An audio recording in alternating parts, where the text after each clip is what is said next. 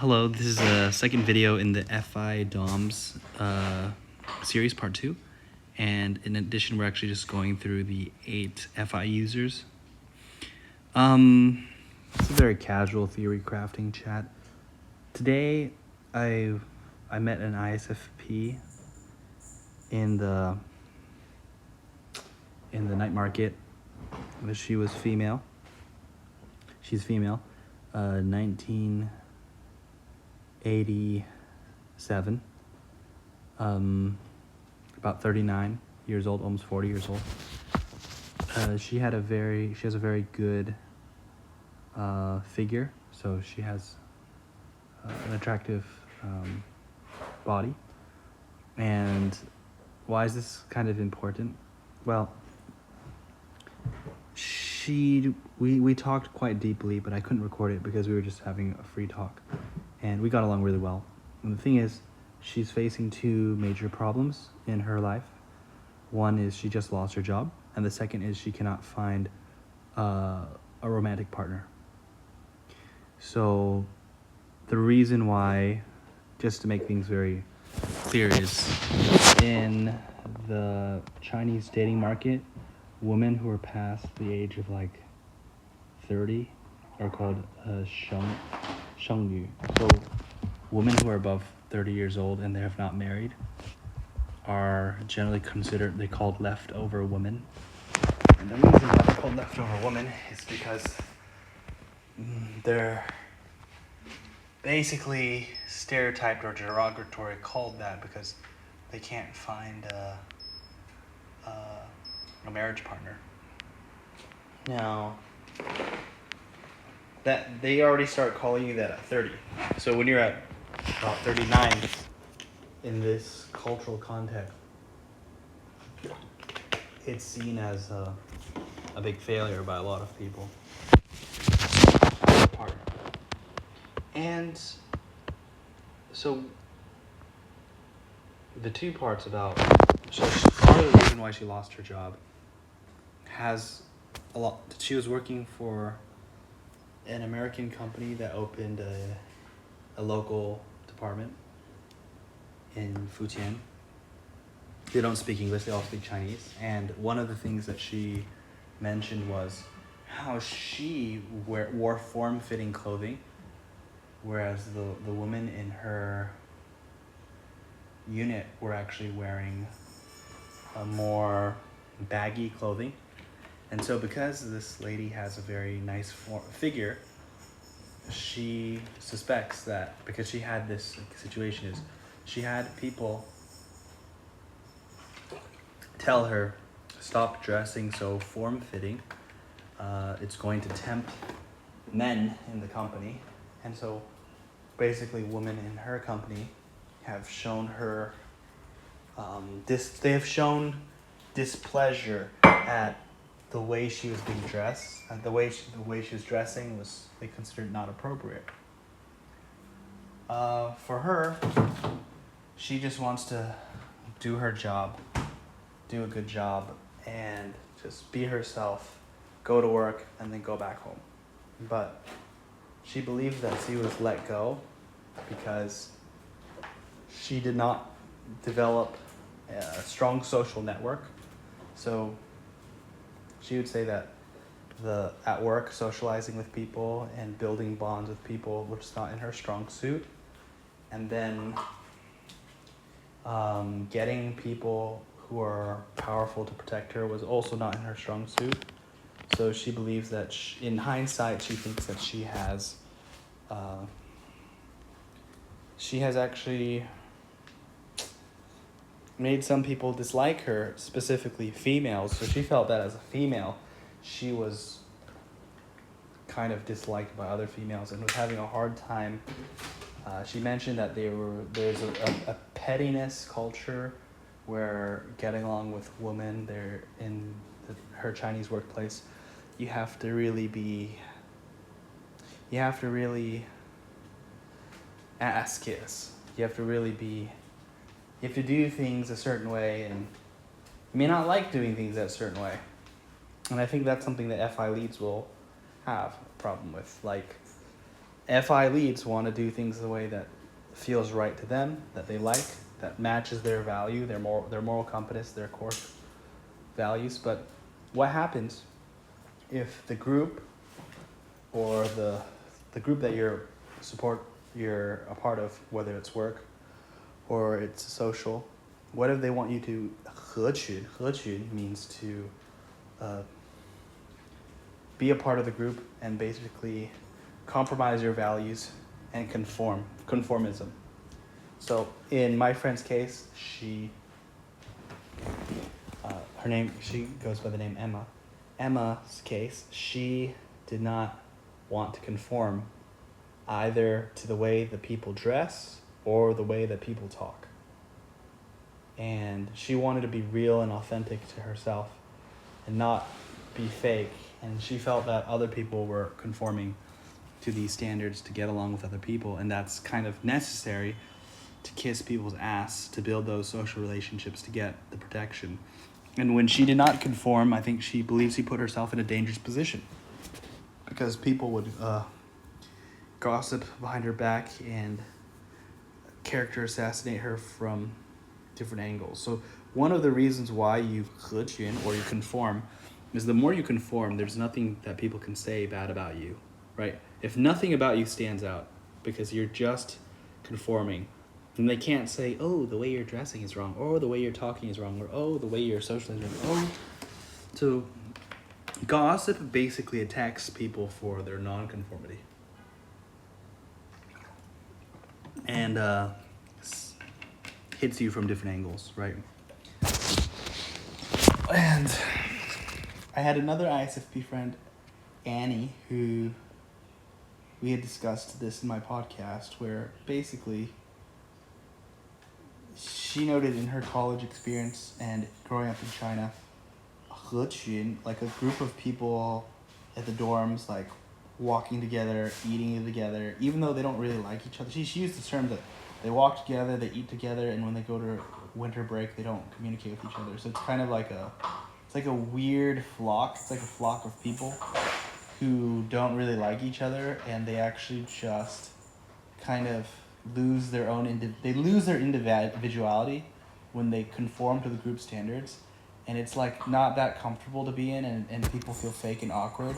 And she really hates that. And that goes against her ISFP values. So I saw that common thread with Emma and Annie is they value their own individuality. They know what they like, they know what they dislike, and they absolutely dislike having to conform in an uncomfortable social setting and bend to the social criterion. It really goes against who they are. And a part of the this is just being realistic, is my friend Emma. She told me that so she lost her job for 1 year of unemployment, and then she was actually looking for an ideal partner, and she said that her ideal partner is something like 178 centimeters, but in the city she's in, the city we've met, basically you'd be lucky to find people at 170. So 170 is already quite tall. So she said that she had an ideal partner with someone who is tall and someone who could give her 安全感, the feeling of safety. And the feeling of safety, she mentioned physical safety, having like a powerful built figure, like muscles and being tall, but also economic security. So being someone with a strong, stable job. So she identified herself as not a particularly hardest working person, as not the most ambitious person.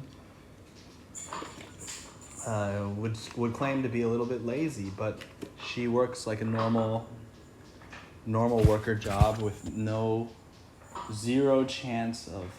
So she said she had zero ability to be a business owner, and she had zero chance of having any power, 权力, and she's not good at building the social relationship. She doesn't really see herself climbing the corporate ladder or anything like that. This is something I've seen with a lot of ISFPs, including my own father, is that they can do the job and they can do it well, but they don't seem to push. They don't have the hunger to push, or for some reason it's hard for them to push and be ambitious. I think it's because the path of success, the ambitious path, requires you to do things that you don't like. And I think FI in the hero spot, right? Hero means it's used too much. Parent spot means it's used just right. Child spot, third position, means it's used too much. And FI in the fourth position, it means it's used too little. So we see that ISFP, INFP use FI too much. INTJs, ISTJs use FI too much. ESFPs, ENFPs use FI just right. And ENTJs and ESTJs use it too little. So this is the trend. So if we want to learn how to use FI correctly, we should look at the ESFP and the ENFP more. If we want to look at someone who's using it too much, then we should look at the ISFP, the INFP, and the INTJ and the ISTJ. In the previous video, I think the INTJ and ISTJ, because FI is conditioned on NINTE, SINTE, the INTJ criticizes things they don't like that do not live up to what they could be, NI being what they could be. And SITE criticizes things for not being what they should be. Because the ISTJ knows that it should be like this because it has been that way before. But the INTJ criticizes things for not being the way it could be, even when it has never been. So the INTJ becomes more critical and is known as a critic because they criticize things for lost potential, not being what it could be. But the ISTJ criticizes things for not being how it's supposed to be, which has been done in the past and has a clear standard to follow. So the ISTJ therefore criticizes something on a more realistic standard, but the INTJ criticizes something on a more idealistic standard that is not potentially possible. When I see the ISFP have the NI, it is possible that FI and NI looping is NI has a long-term ideal vision and FI is what you like. And so when FI and NI loop, I think it's possible what we see in Emma's case is that there's a desire for an ideal partner, a certain height, give her the feeling of safety, and give her the feeling of physical safety and financial safety. But SE, the reality, pops the bubble and kicks it in and tells the ISFP what they're doing, they're doing off. And I would like to say something about that is Emma told me, if in her experience, well, in the SE facts tell her in the region that she lives in, people are not as tall as what she wants, 178 centimeters. On top of that, she may want someone who is physically has some attraction, right? Makes you feel safe. And also want someone who's economically attractive. But the reality is a lot of people are they're physically attractive. They might be physically attractive and economically weak, or they can be economically attractive and physically not attractive. So that's a reality. And then the type of people that she's going for are highly attractive. And so a lot of them are being taken off the dating market. As time goes up, the people who have the type of features she is interested in, well, they have a lot of choices because when you're physically and economically attractive, then a huge number of women would love to be with you. So even if you have that good body, your competition gets higher and higher as your age goes up, that it becomes actually the type of person she's looking for is, first of all, rare, but also there's high competition for it. And the ISFP being a very sensitive, more insular type, this lady spends a lot of her time alone, does not actually meet a lot of people. So I think FI and I can be stuck in this loop of I like this and I have this ideal fantasy for the future, but you're doing it alone, and so a state of passivity can occur where the ISFP is looking to attract some kind of attention or some kind of damsel distress. Could almost look like that from the outside, but as more and more facts get in and as time goes on, things look more and more grim. And I think the ISFP can find themselves in this pretty awkward situation. And I have a few ISFPs who seem to be following the exact same path that my friend Emma's going through. And ISFPs tend to be very attractive because they are a high aesthetic taste. Because of FI and SE, they know what they like and they have great attunement with the senses. I also tested whether my friend Emma was INFP or ISFP when I said, when you go walking by yourself, do you pay more attention to the surrounding environment, or do your thoughts about start thinking and imagining happen? She says it's more about the physical environment. So I think that's actually really interesting, is where I think an ISFP has a lot of distractions in the physical environment. So we met in a night market, right? So I think an ISFP might actually, let's say they're kind of, like in her case, she has her own FI and I fantasy of what she likes and what she wants long term. But instead of spending a lot of time in the world of updating her, like FI and I is kind of like a fantasy for the long term. But if you spend a lot of time in the external SE world, you won't really update your FI and I long-term plan or vision. So I kind of feel like the ISFPs don't actually work that hard on their long-term plans and vision, as opposed to like the INTJs and the INFJs. So like the INTJ has an NI-FI loop, which what comes first is they have a long-term vision that is colored by what they like. But I would say the INTJ is extremely willing to sacrifice because FI's in the back, they're willing to sacrifice what they like to get something in the long term NI. So that plays out as delayed gratification. But the ISFP has it reversed, where it's hard for them to sacrifice it's hard for them to sacrifice what they like for the long term. They would rather sacrifice the long term for what they like.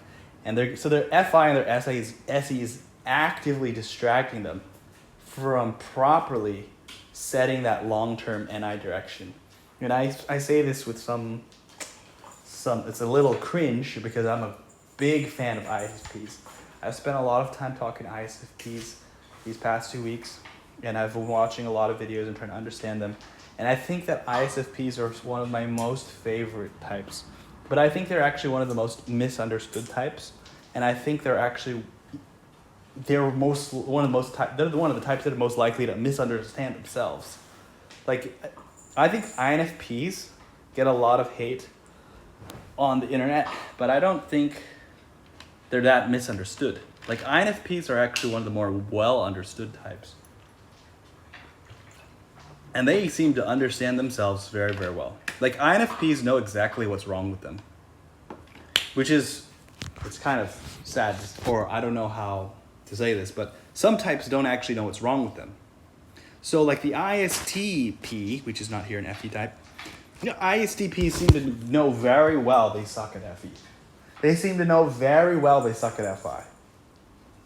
The INFPs and ENFPs seem to know that NE is distracting them, right? And INFPs know they're going emo with SI, looking back in the past. I would even say that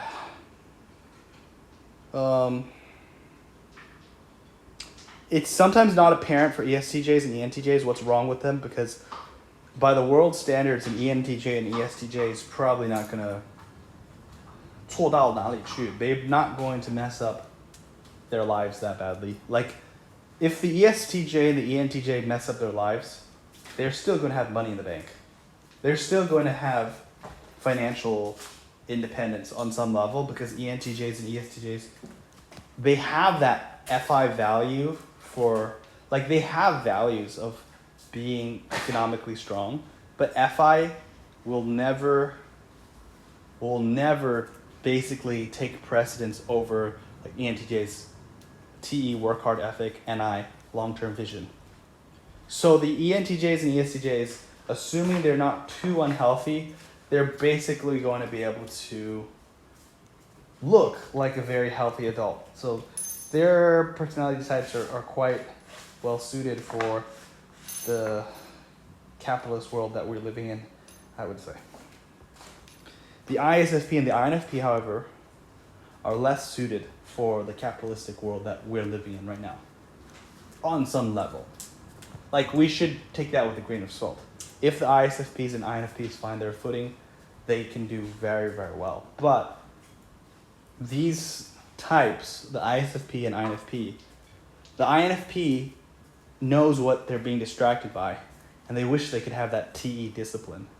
The ISFP may know they lack TE, but they don't know what's going on with the SE and the NI, especially because they are not, an ISFP's natural state is not to be that deepest thinking type. So they're not the deepest thinking type, and they're also an introverted, isolated type, and they are also trickster NE, which really puts them like TI demon and NE trickster, if you just think about this. So this is why I'm actually talking about this, is more from a, I'm also thinking, how can we help each other at the different types? Right? We INFJs have many problems as well, but the ISFP has a very specific problem I'm seeing. You see, they have this NI long-term vision, a long-term vision. Like in the case of Emma, she has an idea of what kind of partner she wants, right?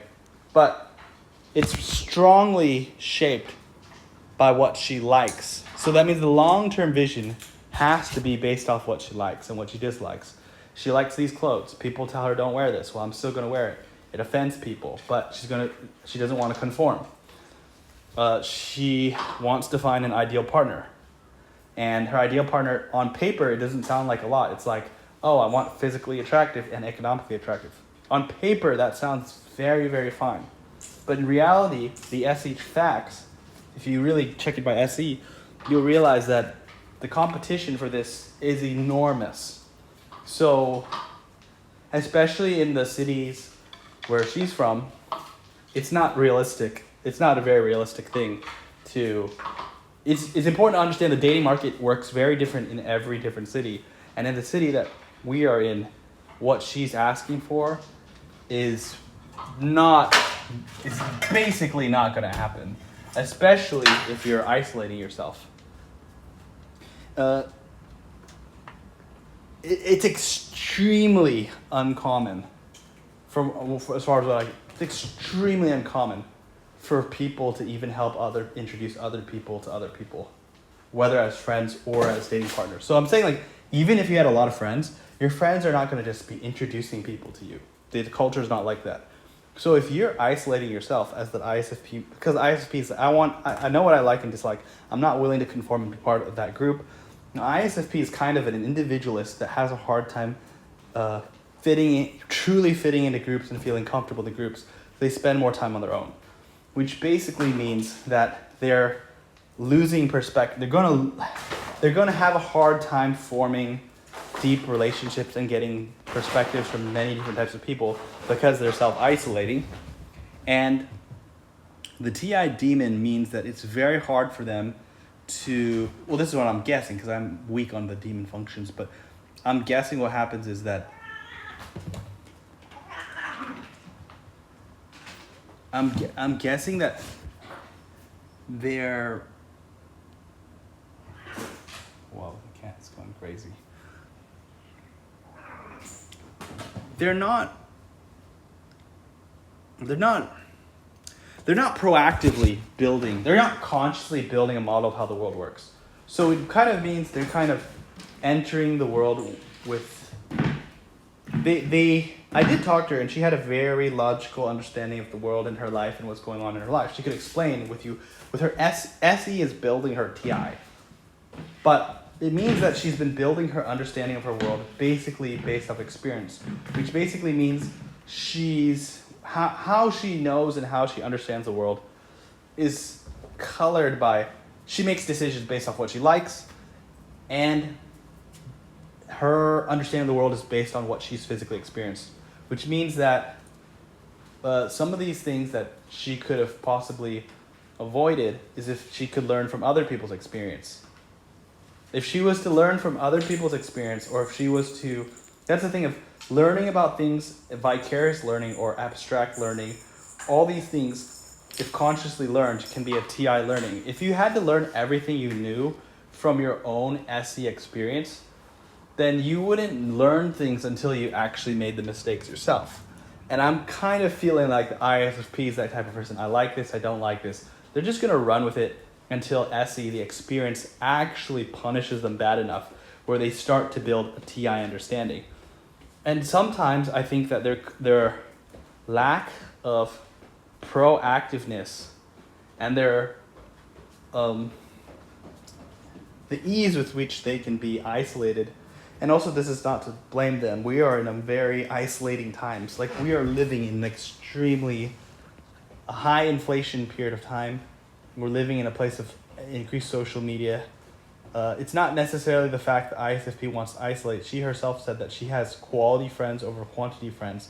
But as she's aging, her SE experience taught her something very scary. So she has quality friends, 3 or 4 friends. But once some of them get married and you're not married, they got the kids, all of a sudden the friendship is a lot weaker. In China, it's very apparent. Like, once people got the kids, friendship, but like the friendship between singles friends and their married friends, it feels like a huge wall. It starts to build and they drift apart. So here she says the ISFP is interested in that quality. FI is also interested in high quality friendships rather than quantity of friendship. FE is more about expanding your friendships. FI is more about refining your friendships. So I think the ISFP learned through experience that you could have high quality friends, but if you have a large quantity, low quantity of high quality friends, even as life happens, real life happens, as people get kids and people have, it's very common for us you invested so much in those friendships, in the end they're not there when you need them. They're not able to talk to you, and they're not able to give you the perspective. They're not able to help they're not able to provide the support that friends could support. And from my perspective, healthy friendships basically involve mutual exchange of the cognitive functions, where we help other people's weaknesses and they help our weaknesses, or they help our strengths shine and we help their strengths shine. So you can have friends in name, and I have a lot of friends in name. You have a lot of friends in name, but they might not actually, they're not actually in your life enough to help your strengths and your weaknesses balance out. That becomes a problem, and the ISFP is very weak in ensuring against this future. And this is something where the ISFP kind of stands in opposition to the INTJ and the ENTJ, who have a stronger NI. Where ENTJs, if we have in the future, we can do the NIs, but NI auxiliary, which is represented by ENFJs and ENTJs, they basically have a much more healthy NI function, where they have a long-term goal that is probably reachable, and they're most likely to reach it. But I think the ISFP's use of NI is, it's like setting a long-term vision and goal. I'm just guessing that this is how NI child can sometimes manifest. It's somehow, it is pattern building. So SE develops, it gives you the data, and NI builds a pattern based off of your what you've seen, and then TE tries to go after that pattern. So it's, you see, FI is what do you like and what you dislike. So you avoid what you don't like and you go for what you like. SE are those experiences that you get when you go for what you like and you don't go for what you dislike. And NI starts to build a path based off the data. You see a pattern between the SE experiences that are colored by FI. I like this, I don't like this. And it starts to create a vision of where you should go. And then TI starts to build the pattern or the system of how are we going to get to that NI point, right? And I think that what is a little bit scary is that NI in this case can completely be a lie. As in, like, it sounds good. You do what you like and you do what you don't like. You accumulate experiences, SE. And NI builds a path of best fit, that this long-term projection of where you're going. And TE just builds in the necessary structure and framework so that you could actually achieve that goal. I think a lot of people would think that's a little bit backwards, where NI, the goal should be chosen in the front. Like, if you see the ironically, third and fourth functions of the ISFP are flipped with the INTJ. So the NITE and the FISE flip. And the INTJ is the one who's like, I got the long-term vision, I'm going to work on the ethic, the TE, and then I will criticize what I don't like, and I will go for what I do like. And SE, I'm going to, every once in a while, go for experiences. So the INTJ does this thing where they actually put their long-term goal as more important than the facts and more important than their real-life lived experiences. So they try to use willpower because NI can represent willpower. So NI is they have the willpower. I'm gonna get myself there. And T is I'm gonna build those systems to get there and that work ethic. And FI is I'm going to, how am I gonna navigate what I like and dislike. And SE is living life in a way. And in a way, ISFPs live life more than INTJs. And the INTJs kind of, they sacrifice living life for their goal. So INTJs are more likely to actually hit and reach their goals, but on the way they kind of abandon a lot of possible life experiences, where the ISFP is probably going to get a lot of those life experiences because they chose what they liked and they disliked. But because they chose what they liked and they disliked, they can get distracted from actually reaching a goal, that the long-term goal. So the ISFP is almost unlikely to hit the NI goal because of their first two functions. And I think that creates a situation where the ISFP is in a state of enjoying the moment of their life and being frustrated. It's like, in the short term, they're really enjoying their life because FI means they're doing what they like and they avoid what they dislike. And SE means that they're fully living in the present. But so they're actually enjoying life, FI and SE. But then they're also frustrated at how come they're not reaching their NITE goals. And part of that problem is because they're cut off from any more experiences, more perspectives. And because they're not proactively building a TI framework of how the world works. And if we actually looked at like FE and SI, opposing and critic, basically ISFPs would probably live a much better life if they actually cared more about how other people feel. Like if they actually used FE more, if they used FE more in the workplace, or if they used FE more in terms of dating partners, as an example, they would probably, FE is about, FI is about getting what you want. FE is about giving other people what they want. It's diplomatic in nature, and in a way, it's like a little bit fake. It's a little bit inauthentic because sometimes it's about compromising what you want for giving people what they want. And SI being the critic for ISFP, I think sometimes it's not just about living your own experience. Sometimes it's about actually indexing and making sense of the past experiences and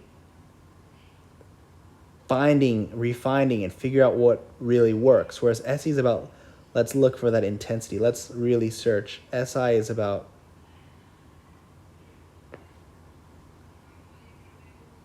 SI is really about SI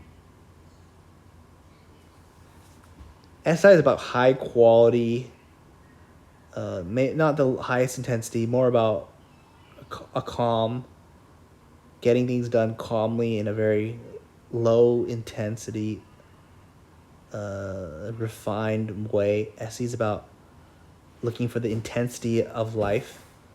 I think if you continuously look for intensity, it will lead to the search for new and potentially dangerous experiences. High SE users like ESCPs like boxing, for example. It's like challenges.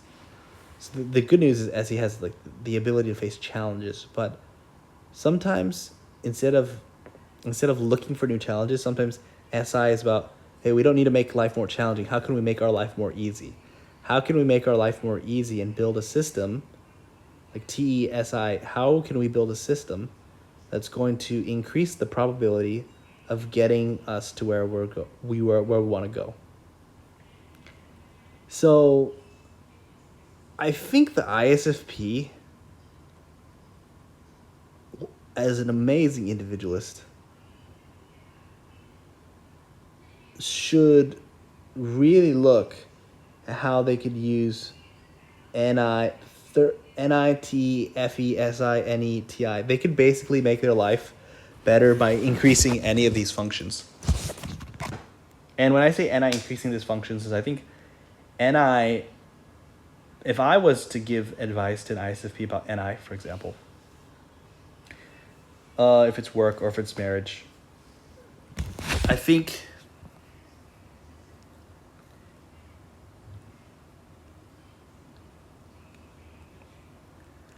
NI is about a long-term ideal path. And I would basically say that we need to separate our desire, like we want to walk that long-term path, but we should recognize that that's only an illusion that our own mind makes, the NI path. It's not a real path. It's just it's part of our imagination. It's our imagination, it's our fantasy for that future, especially the FI.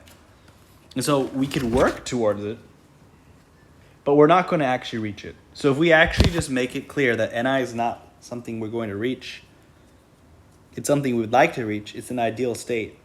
But instead of actually saying, hey, we have to reach it, it's okay to just focus on how can we improve our life now? How can we make small improvements? That would go to SI. How can we make small improvements? How can we make our house a little bit more cleaner? How can we organize our home? Or how can we rearrange how we spend our time? Or how can we socialize in a highly efficient way? And there are a lot of different types that can teach us how to make those small, tiny adjustments and improve our life. And I think those small, tiny improvements in our life, they can be seen as extremely boring.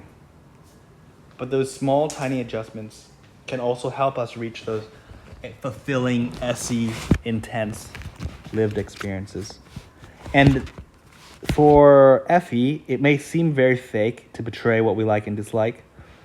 But I believe that actually that's the lesson for the ISFP and the INFP is to understand what we like and we dislike. We'll never get it 100% anyway. So we can try to do what we like. But doing what we like is different than being happy. So I actually like podcasting. And sometimes when I podcast, I'm happy. It's not every time I podcast, I'm happy. So separating a preference, if I like and I dislike, from what actually makes us happy. Happiness is not something that is something you control. You like and dislike, it's actually also an illusion. It's something you think. It's a preconceived notion. I think I like this. I think I don't like this.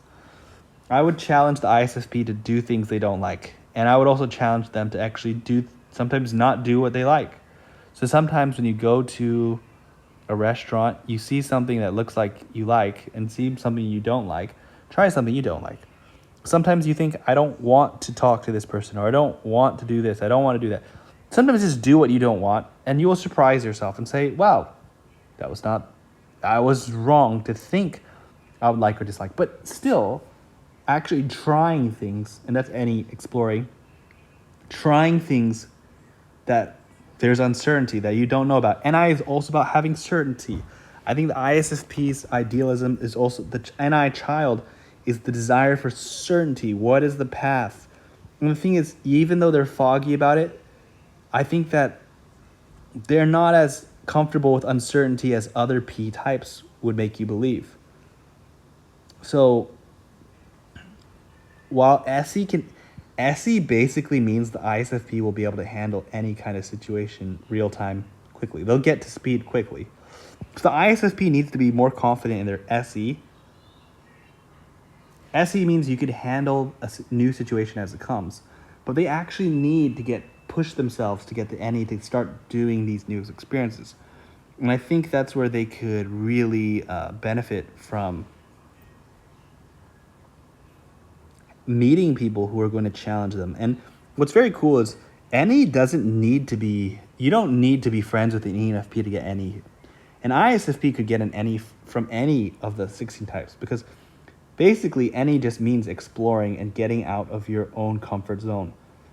And for the ISFP, their comfort zone is their FI and their NI. FI, NIs, I like this. This is the path that I have restricted myself to. That is the comfort zone. So when they leave FI and NE, when they leave that comfort zone, that's exploration. That is where they can lean on their SE to get them out of trouble. But when they explore, they're going to have a good time. Like I talked to Emma. She was probably not going to talk to any strangers today. She says every day she walks, she just walks the same path, NI, right? But when she talked to me, she was fully engaged and is fully locked in. She looked like an extrovert. She looked great. As in, you don't need to pre-plan things with your NI. Like when you're pre-planning things with your NI, you're already leaving NE. NE is really about leaving the plan, leaving the NI, dropping FI and NE, and just FI, NI, and just going out there and just seeing what happens. Interact with people, interact with stuff, touch things, talk to people, do things that are unexpected, do things out of the ordinary. That is where ISFP would actually really grow. And for T and opposing FE, so this is something true about INFPs and ISFPs. They're kind of attractive. They're like attractive people. They spend a lot, and they're attractive because, well, when you do what you like, you're going to have something. Most people don't do what they like. Most people live a life where they're doing things they don't like, but ISFPs and ISFPs are doing what they actually like. And they have a charm, and they have an attractiveness to them, which I don't think they seem to be fully aware of. They know what they're attracted to, and they're attracted to TE. And TE is people who get things done. Part of the problem is because ISFPs and INFPs aren't the ones, they're not the type to get things done the easiest. INFPs get distracted by SI the past, FI, SI thinking about the past, and NE, and they're thinking about new things. So they're like either thinking about the past, but also thinking about new possibilities. So they're like trapped in the past, and they're trapped in the future. They're like in the future, and when they're in the future, that will also give them some kind of anxieties. And when they're trapped in the past, that's going to give them depression. So they're anxious and depressive at the same time. INFPs are prone to this because they're SE blind.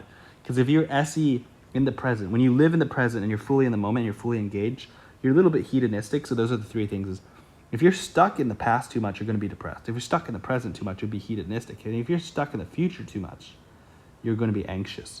You're going to worry. So you could also break types on these three different spectrums. And I would say the INFP needs to get slapped back into the present more. And the ISP has the reverse. they need to somehow be brought back into the past and in the future. They struggle with the past because they cannot remember.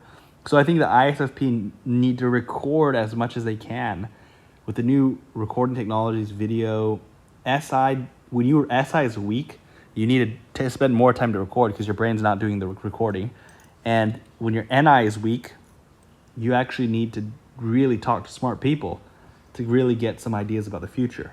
The INFP is a smart person, but they're just distracted by the past and the future too much, such that they're having a hard time actually staying focused in the present, which actually makes people also really like them because they're different. Because when you're in the past and in the future, people are like, wow, they have so many interesting ideas because they've visited the future and they visited the past. They're kind of like a time traveler that's stuck in the present, but they're not really there. They're like a time travel machine, kind of. So ISFPs, I think that they're actually quite likable, but they don't seem to understand that, well, if they don't really like people per se, they can actually really underutilize FE because they just like them. FI, what they like too much. And FE is sometimes about just being selfless and just saying, what's good for the group? What do people want? How can we get everyone to work in harmony together? That's when the ISFP learns, I need to understand what I like. I can chase what I like on my own time, but when I'm in a group, I need to actually not just do the work. I should also do more than is necessary. I don't want to just do the hard skill, the technical work. I should also do the soft skill. How can I make the vibe better? How can I make everyone work more harmoniously? If you just focus on what you like and you dislike, other people will feel that you're not contributing to the FE vibe. And having someone to contribute to the FE vibe really makes people get along better. So I think the ISFP and INFPs, they know what kind of people they like. They like those people who get things done. And they like living sort of in their own world. So they kind of want to look for someone who's a higher achiever, because T is like high achieving. But they themselves are not exactly, they might fantasize about becoming the high achiever, the vulnerable function. But at some point, they kind of realize that's not the easiest transformation for them to be. So they kind of are looking for someone who will love or tolerate or enjoy what they're bringing to the table, even if it's not the highest achieving kind of personality. I do believe that INFPs can have a TE and ISFPs a TE subtype. So I just think that's probably the more rare type because it's a vulnerable function, so actually boosting that up. If you saw an ISFP who's really, really skilled at getting things done, and ISFPs are getting skilled at getting things done in the TE structured way, you should really realize you're looking at something rare. And I think there is one ISFP that I met before who was running like a cake shop. And you can get the TE to get up. So what's so interesting is I think my ISFP friend, when she's trapped in this year of losing her job, not knowing how to find her ideal partner, she's finding out her NI illusions cannot hold. And she's learning the FI-NI loop, the fantasy, what you like and what you want for your future. It becomes less and less realistic as your time is running out, as he wakes you up. And the T, the emergency, the panic is I need to hit the T button. I need to do something. But ironically, the solution I see is in the shadow functions. You need to dampen FI and NI. Dampen FI, what you like and what you dislike. Do it on your own time. And sometimes use NE and explore things you don't like.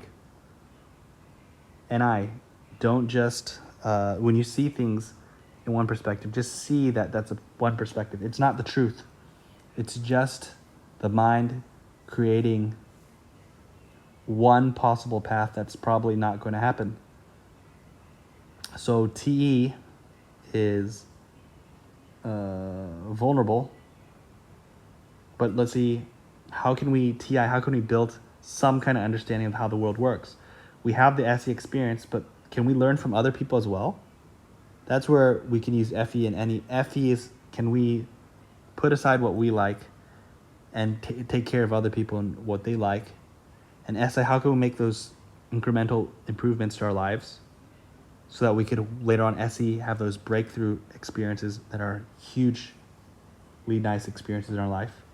And then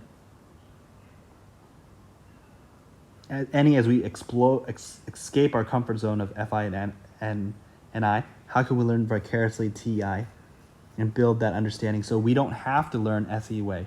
Because when you learn things the SE way, you learn through failure. And if you can learn things without SE and you can learn through stories or through talking to people, your life can... your life will be a lot less painful when you start to learn from other people's experience. After all, there are so many people who have lived their lives. There are so many people who have ran into the exact same problems as you have. So why can't we learn from those people and get inspiration from them? That is the challenge of the ISFP.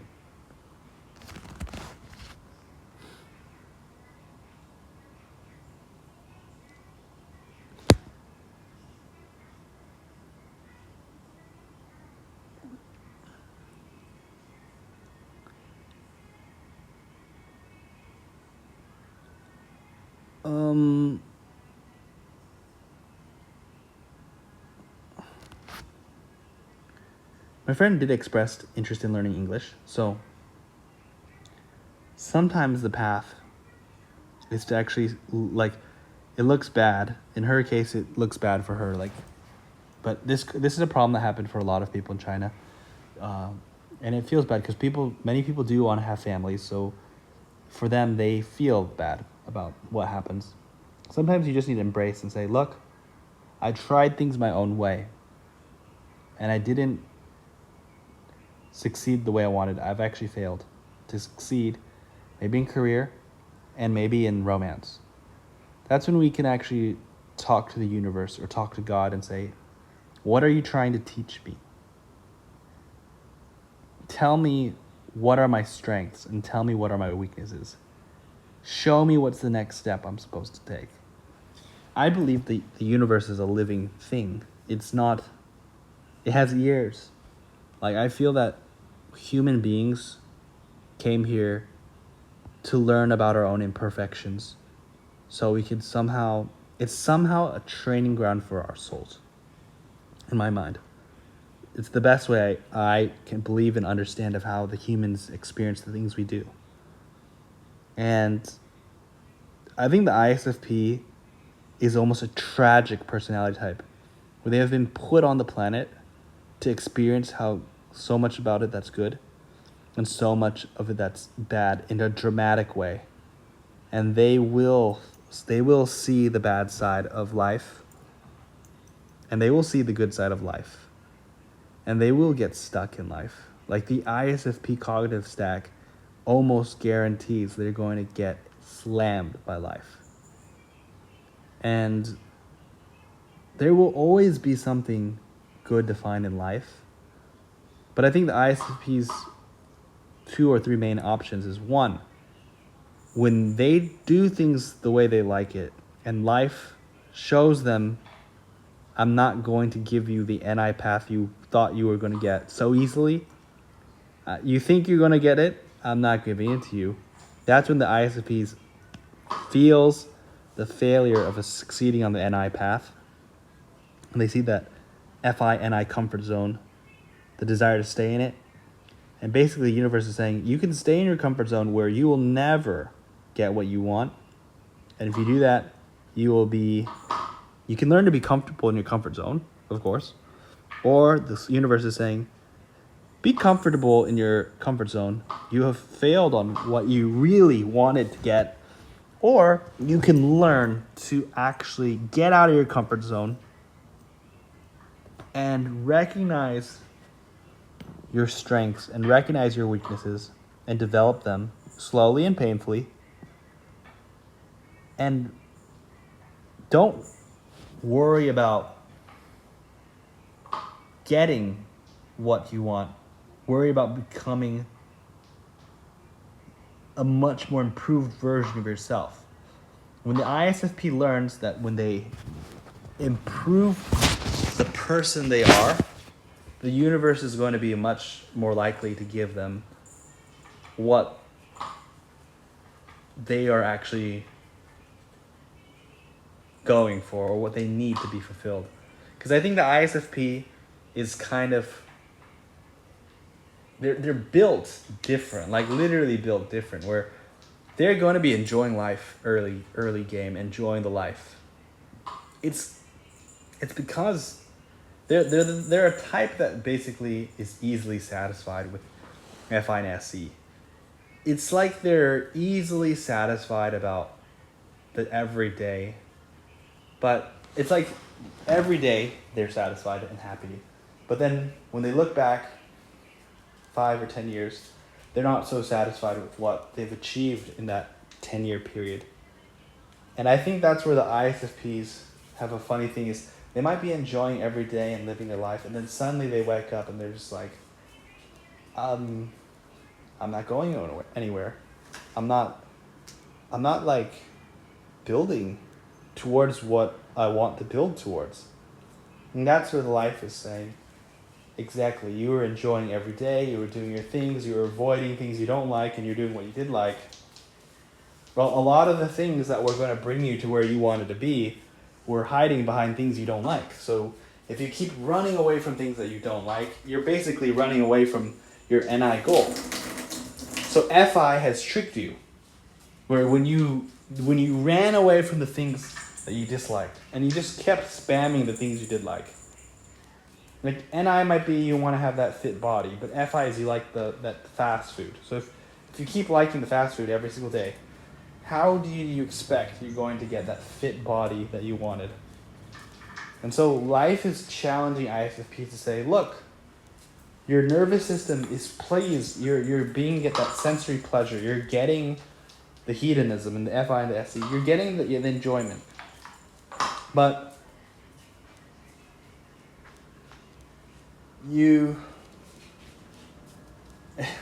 they say, the road to heaven feels like hell, and the road to hell feels like heaven. This is a quote that's for the ISFP. Emma, in our story, in our example, she told me that her ex-boyfriend, they seemed to be fine, but when it came time to get married, the ex-boyfriend's family found a girl from a wealthier family. And 门当户对 is a Chinese custom of the richer your family is, the bigger your door is. Because the poor families have a small door and the rich families have like a big gate, historically. So 门当户对 means that when people marry, the size of the doors of the two families should be the same. So if you're from a rich family with a big gate, you should also marry someone with a big gate family. If you're from a small gate, you should marry someone with a small gate. So Emma's from a family that's small door, and she was dating someone from a bigger door. And so she thought that her NI, she thought that she had got set up for like that good future, because it is the desire of many people to date someone who's wealthier and then marry, right, in East Asia. And she believed in, I like this, I feel safe, I got this. But reality was pulled under her when her partner says, sorry, my parents chose a different person to be my wife, so we need to break up. And this is kind of common. This happens a lot in this part of the world, where people are dating, and then when it comes time to marriage, they break up because they're like, sorry, our family has already chosen someone else.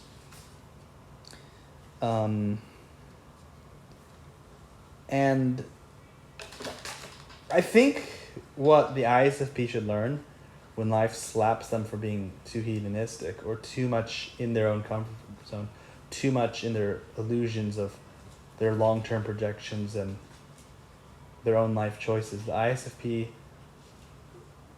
the reason why the universe is slapping them is not because it's trying to be unfair.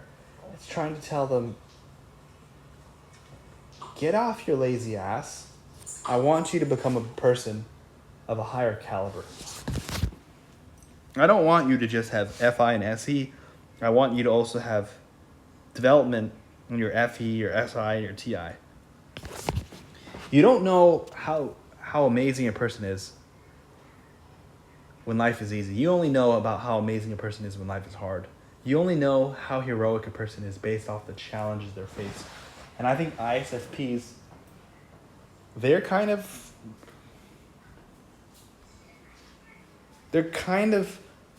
so the ISFP and INFP is of a type that they are not likely to challenge themselves. They're likely to intentionally challenge themselves. They're more likely to, I like this, so I gotta do that. I don't like this, so I can't do that. So when you really challenge yourself, it's like, I don't like that treadmill, but I'm going to run on it. Oh, I don't like reading books about a subject I don't like. I don't like learning computer science because it's complicated. I don't like this. I don't like the ISFP and INFP. The universe wants to slap them and say, you don't like a lot of stuff.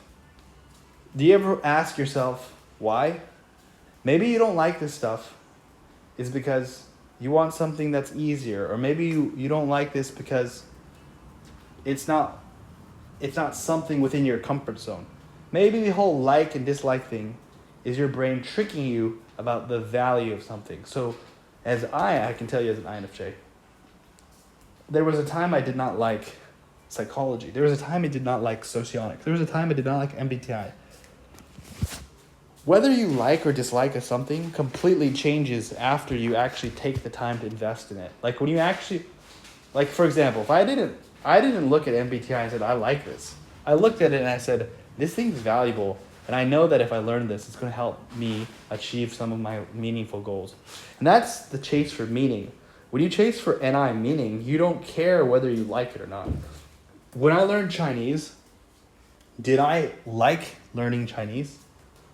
Not really. Chinese is a very hard language. So it's kind of like this.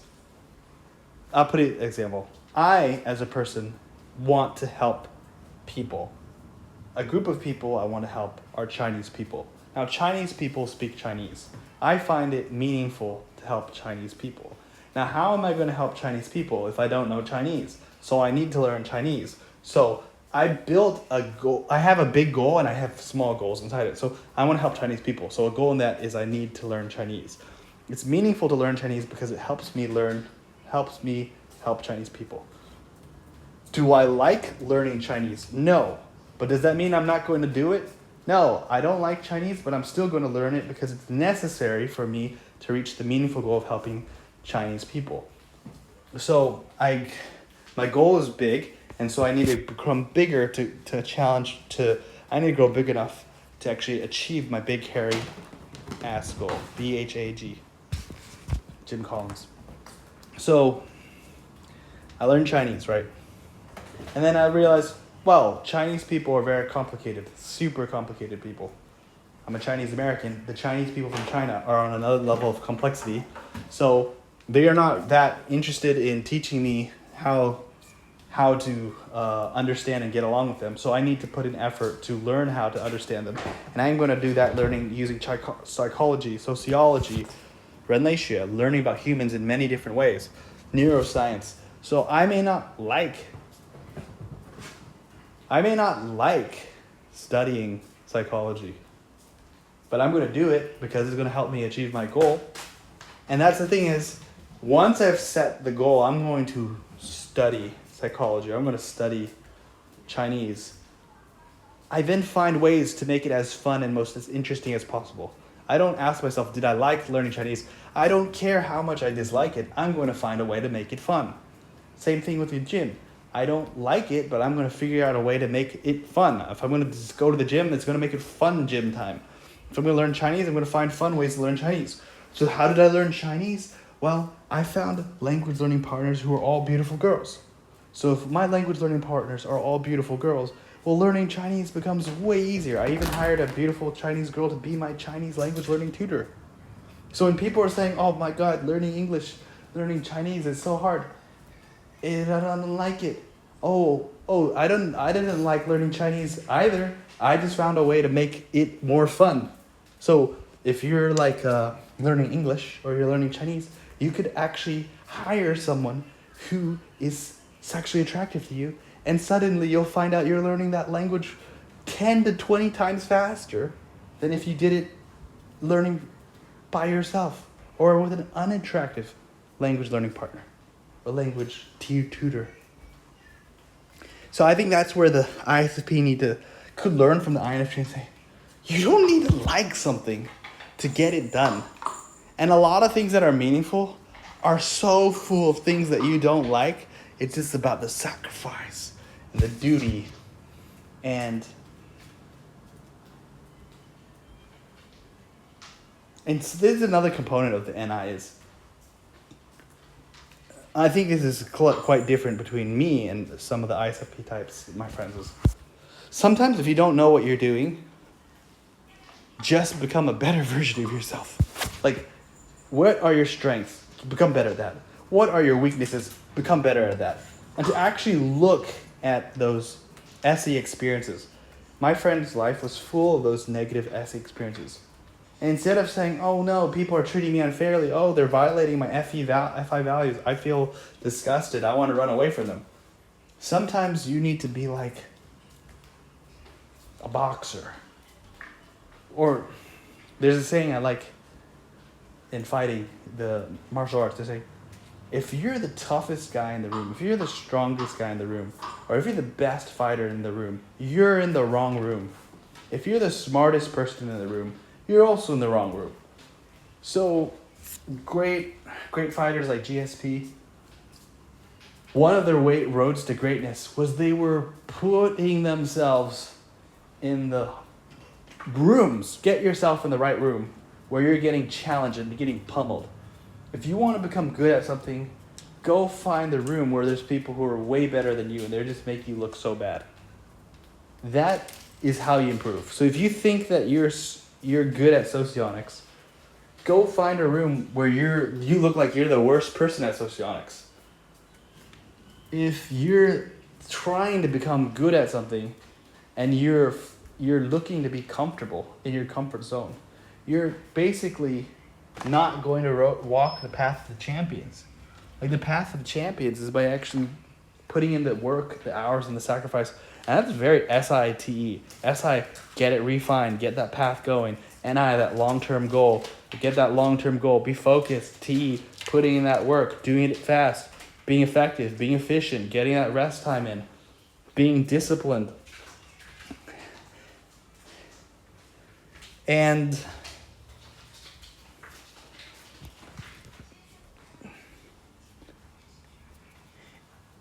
FE, actively practicing on how to make other people happy. Actively practicing how to sacrifice yourself. 牺牲小我,完成大我. 牺牲小我 means to sacrifice the little me, 完成大我, to make the bigger me more whole. It means to sacrifice the individual to make the group more whole. This is anathema to a lot of the more individualist FI users.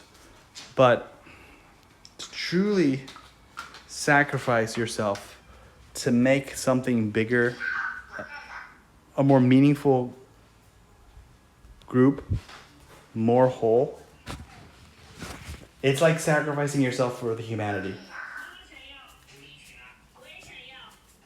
Or sacrificing yourself for the family, or sacrificing yourself for a social club. I think this is called servant leadership, or basically it's like a type of volunteer service, or just really volunteering and being a giver, not a taker. I think FE is about giving energy to others. Like, FE in a healthy spot is giving energy to others and being like a force of light, like being a light in some people's dark worlds. And I know ISFPs have this ability. And it's when they jump out of themselves and their shadow functions start being more balanced that I think the ISFP could become an extremely unstoppable force. I was very impressed in the Love Who Discord channel. A lot of the ISFPs I've been talking to, like Citadel, are clearly some of the smartest bridges between the sensor and the intuitive world. Because the sensors and the intuitives have a huge gap in their terms of thinking. But the ISFP has the feeling, has the ability to truly feel. So they understand feelers to some degree, and they have the sensing, so they understand sensors to a certain degree. But because they have NI and because of their introversion, somehow they also can understand intuitives. So actually, ISFPs have certain abilities that allow them to better understand other types that don't understand each other. So they could be a connector type. It is possible that ISFP was designed as a connector type because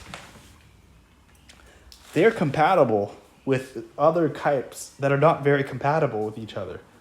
And so if ISFPs got out there and took the gloves off and started getting their hands dirty, I think it's something to be really proud of, because I think ISFPs, being very sensitive people, they're worried about getting hurt, their heart hurt, or their feelings hurt, or it's easy for them to get hurt, so they're easy to withdraw and look for comfort in their comfort zone. So knowing this, I think we should encourage ISFPs that don't worry about making those big changes. Make small changes. 1% every day is a 37 times improvement over the course of a year. ISFPs have amazing talents and skills. Today's video is focused primarily on how they could actually get the most use out of their weaknesses and to supplement their strengths. Because I've seen a lot of ISFPs falling kind of in the similar traps. And I hope this video is kind of useful. I'm going to end by saying that an ISFP may be very lost about what path they should go. For those of us who know about the cognitive functions, I think all that's required is to actually be more conscious about which functions are not being utilized at the right time or enough. And I think choosing a function to actually work on today, I want to explore a little more, and actually being proud of yourself for saying, hey, you know what? I stepped out into that function that I'm weak on. It's going to feel awkward. And that's the thing, is awkwardness in Chinese culture is pretty much a sin. But awkwardness is the feeling of doing something entering a situation that you don't know what to do. So if you train something many, many times, you won't feel awkward because you know what to do in those situations. So the thing is, I believe that the Chinese culture of fearing awkwardness, they fear, like, whether they're poor or whether they're rich, there's so many people who fear awkwardness. It's a huge difference between me. I do not fear awkwardness the same way as the people in China do. I realize that awkwardness is just a new situation you don't know what to do. So every time I'm in an awkward situation, I'm actually thinking to myself, this is an opportunity to grow. And if I'm in the awkward situation, it's a growth opportunity. There's a saying, if you conduct an experiment and you know it's not going to fail, then it's not an experiment. The reason is, a real experiment means you don't know what's going to happen. So every experiment is awkward. So if you do something, not knowing what the outcome could be, it could be success or failure, that means you've succeeded because you actually did an experiment. So that's another way of thinking about it, is if you fail, it's a success, because if you fail, it means that you tried. True failure is when you don't try. Success is when you try, because when you try, that's the precondition. Every success comes from first trying. And if you fail, you're going to pick up experience from that first time you tried. And you just keep trying.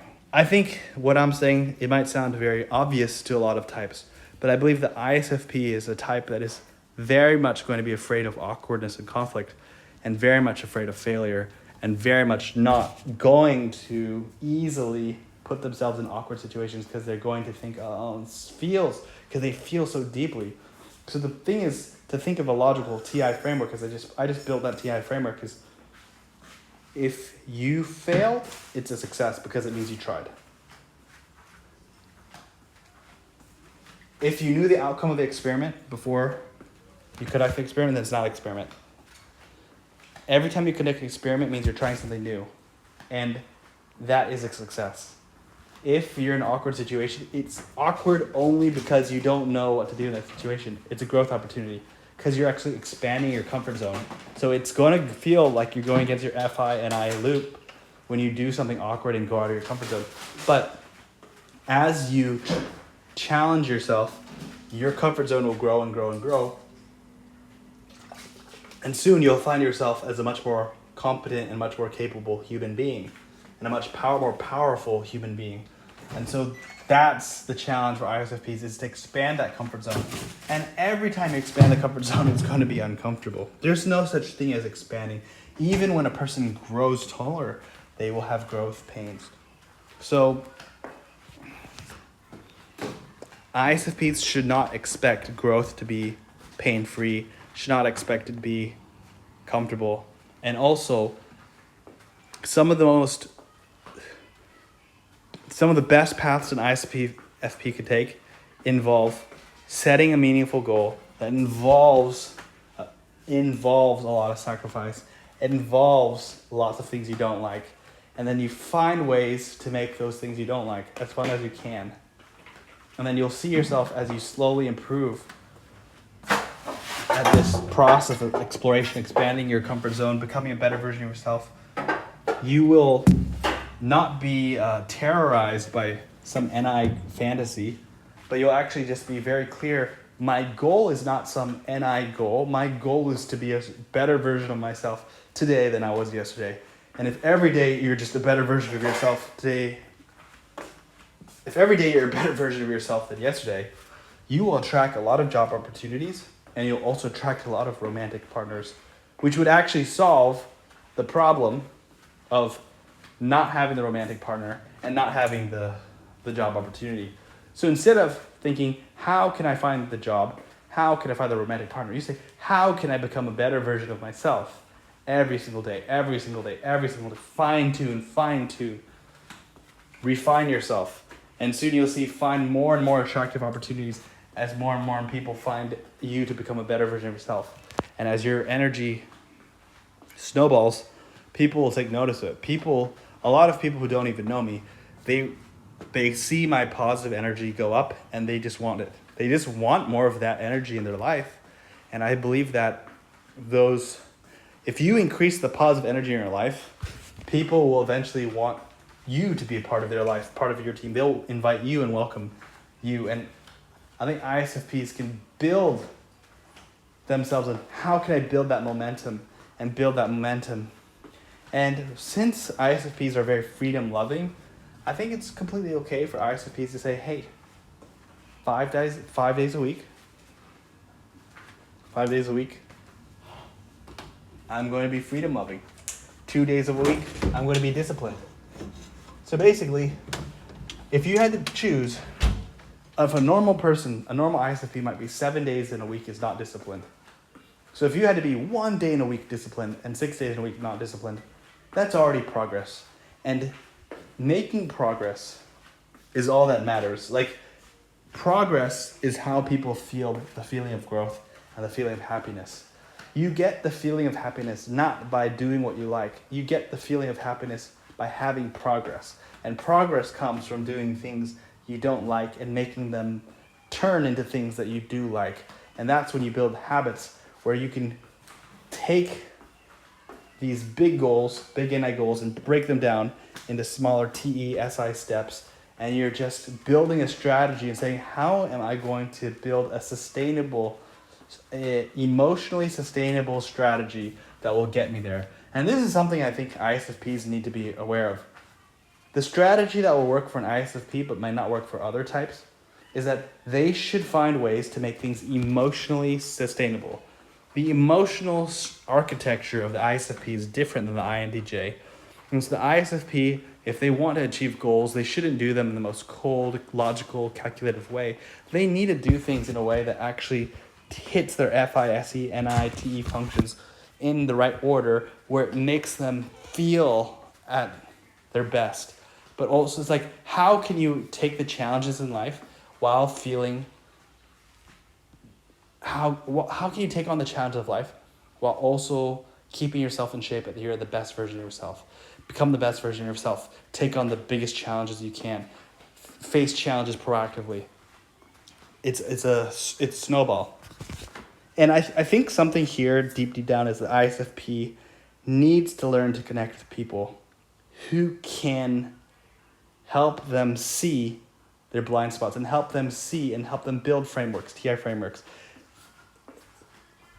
The ISFP would benefit from actually having some kind of serious friends, serious counselors who will help them build a winning strategy that takes into account their strengths and weaknesses and what's meaningful to them, and actually listening.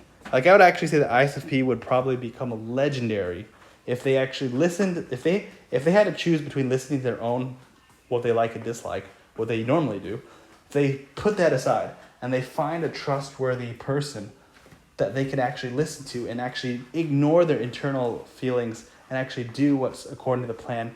Like, they could design a plan with the help of a very smart friend. The very smart friend can help them, like, they both have input to the smart plan, and then they run towards that plan, and then when their plan interferes with how they're feeling, they should actually listen to the plan, not their feelings. And that would actually get them to much, much higher places, because it's easy to say I have a plan and then later on your feelings say I don't feel like doing it. And so there should be some kind of level of accountability that'll help the ISFP basically say, I know that my biggest opponent is myself. ISFP's biggest opponent is themselves. They want to get to their goal done. They want to expand past their comfort zone. How are they going to do that if their body is rejecting the plan or is distracted or wants to do something else? So that's what I would say is I'm rooting for you guys, ISFPs, and I'm going to have hopefully more videos on the series of every single type. But will I really be able to get to it? I'm not sure. So I don't know how much time I have on the planet. I'm just going to keep pushing. Whenever I have some time or energy, I'm just going to go. I'm saying this, guys, there's a little bit of disorganized, just sharing my thoughts at the bottom of my heart. It's because I've been talking to 4 or 5 ISFPs, and when I'm talking to them one-on-one, I'm just being listener, basically, and I'm just having good conversations, but also trying to learn how they think. But here's my chance to express, like, because I don't want to give people bad advice, so I had to think about what I would say, and now I'm getting more and more clear because I have more data on how they're processing the world, what are their struggles and what are their problems, and I'm thinking, how can we give them that advice that would really help them take them to the next level while keeping in view their real life conditions. All right, God bless. See you in the next video. Bye-bye.